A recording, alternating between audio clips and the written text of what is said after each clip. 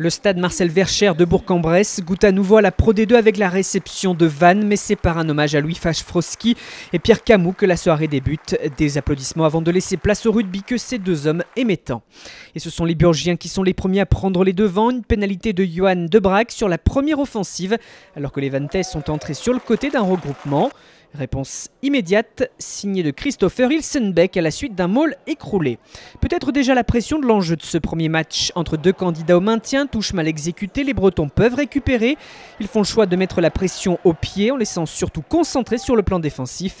Les Bressans ont la possession et l'occupation, et après une belle mais rare action du RCV, Ilsenbeck donne pour la première fois l'avantage aux siens. La réponse de l'USBPA immédiate, touche rapidement jouée, Hugo Dupont insiste sur un petit côté, le relais avec William Vavrin qui a suivi et qui déborde la défense pour s'en aller inscrire le premier essai du match, le premier de Bourg, pour fêter ce retour en Pro D2. Après une domination dans cette première période, Bourg prend l'avantage et mène 10-6 à la mi-temps. Vannes revient dans le coup au bénéfice d'un gros début de seconde période avec Ilsenbeck, mais se met en difficulté par son indiscipline. Rémi Sénéca est averti, permettant à Debrac et les locaux de refaire une petite différence.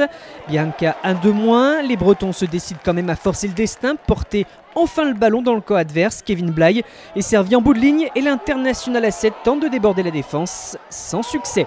Ilsenbeck bonifie quand même ce temps fort d'une pénalité, c'est très serré.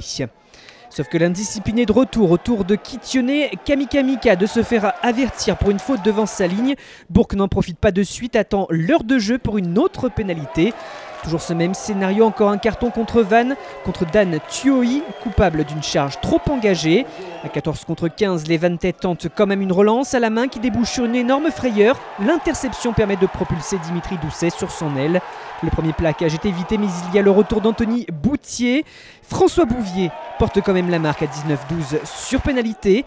Puis l'ultime occasion de la partie, une grosse bataille dans ce maul. Un ballon demandé et repris par Jean-Baptiste Pic qui lance encore une fois Kevin Bly, la fusée.